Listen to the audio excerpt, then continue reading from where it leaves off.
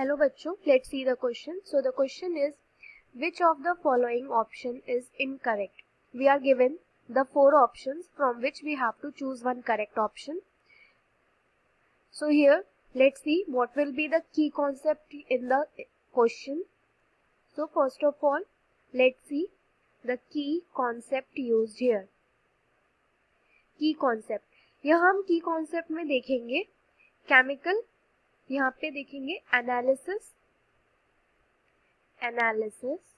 of chemical composition.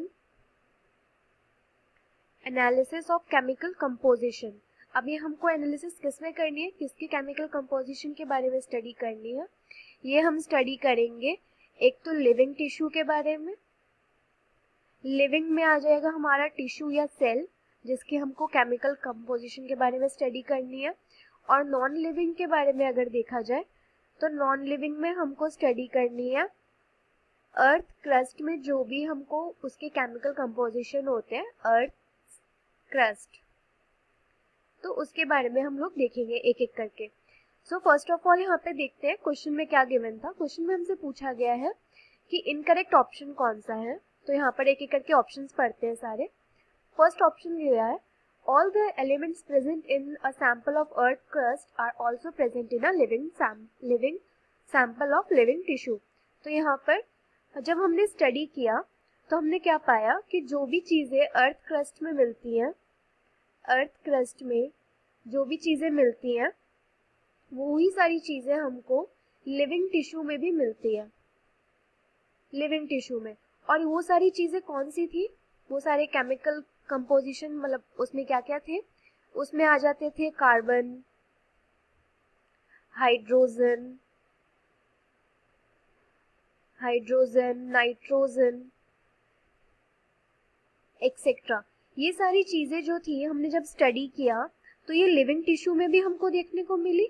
और यही सारी चीजें जब हमने अर्थ क्रस्ट के बारे में स्टडी किया तो वहां पे हमको ये सारी चीजें भी प्रेजेंट मिली थी. तो यहाँ पर हमारा फर्स्ट ऑप्शन हो जाएगा करेक्ट कि सारे एलिमेंट्स में जो भी एलिमेंट्स हमारे अर्थ क्रस्ट में प्रेजेंट होते हैं वही एलिमेंट्स हमारे सैंपल लिविंग टिश्यू के सैंपल में भी प्रेजेंट होंगे. तो फर्स्ट ऑप्शन हो जाएगा करेक्ट, ये हो जाएगा राइट. सेकेंड ऑप्शन पे आते हैं. The relative abundance of carbon and hydrogen with respect to other elements is higher in any living organism than an earth crust. तो यहाँ पर जब हमने स्टडी किया था इनको तो यहाँ पर हमने पाया कि जो भी कार्बन और हाइड्रोजन का जो कंसंट्रेशन था, कार्बन एंड हाइड्रोजन, इनका जो भी कंसंट्रेशन था ये हमको अर्थ क्रस्ट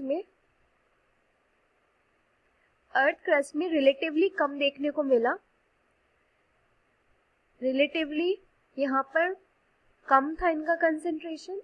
और जब इनको हमने लिविंग टिश्यू में देखा, लिविंग टिश्यू में, तो यहाँ पर इनका कंसंट्रेशन रिलेटिवली हाई था, रिलेटिवली हाई. और किसके रिलेटिवली देखा था हमने, ये अर्थ क्रस्ट के रिलेटिव, मतलब जितने अर्थ क्रस्ट में कार्बन और हाइड्रोजन का परसेंटेज था उसके हिसाब से लिविंग टिश्यू में ज्यादा थे in comparison to the earth crust. तो यहाँ पर इनका कंसंट्रेशन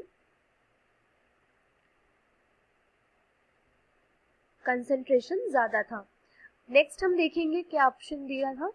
तो ये हमारा ऑप्शन नंबर बी भी करेक्ट हो जाएगा कि जो भी रिलेटिव अबंडेंस था कार्बन हाइड्रोजन का सारे एलिमेंट के कंपैरिजन में वो लिविंग टिश्यू में ज्यादा मिला था अर्थ क्रस्ट से. नाउ सी ऑप्शन देखते हैं. The percentage weight of nitrogen in earth crust is very high in comparison to human body. तो यहाँ पर बात की गई है, यहाँ पे बोला गया है कि परसेंटेज वेट ऑफ नाइट्रोजन, जो नाइट्रोजन का परसेंटेज वेट है वो अर्थ क्रस्ट में ज्यादा था in comparison to human body. तो ये चीज यहाँ पर गलत बताई गई है क्योंकि जब हमने इस चीज को स्टडी किया तो हमने वहां पे पाया कि जो रिलेटिव कंसंट्रेशन था, जो रिलेटिव अबंडेंस था, परसेंटेज वेट जो नाइट्रोजन का था, परसेंटेज वेट नाइट्रोजन का, वो अर्थ क्रस्ट में हमको बहुत कम देखने को मिला था, वेरी लेस। यहाँ पे बहुत कम था परसेंटेज वेट नाइट्रोजन का। और वहीं अगर लिविंग टिश्यू में देखा जाए, लिविंग टिश्यू, तो यहाँ पर जो इसका परसेंटेज वेट था नाइट्रोजन का वो 3.3% था। तो यहाँ पर इसी से पता चल रहा है कि अर्थ क्रस्ट में यहाँ पर कम था, लेकिन लिविंग टिश्यू में नाइट्रोजन का परसेंटेज बाय वेट कंसंट्रेशन ज्यादा था। तो यहाँ पर हमारा ऑप्शन नंबर सी जो है वो हो जाएगा रॉन्ग, क्योंकि यहाँ बोला गया है कुछ ऑप्शन में कि परसेंटेज नाइट्रोजन का अर्थ क्रस्ट में ज्यादा था in comparison to human body, जो कि गलत है। तो अब यहाँ पे हम लोग लास्ट ऑप्शन भी देख लेते हैं। The percentage weight of silicon in earth crust is very high in comparison to human body. अब यहाँ पे बोला गया क्वेश्चन में कि जो परसेंटेज वेट सिलिकॉन का था अर्थ क्रस्ट में वो ह्यूमन बॉडी से ज्यादा था। तो यहाँ पर देखते हैं, जब हमने स्टडी किया था इसका तो हमने देखा कि जो परसेंटेज वेट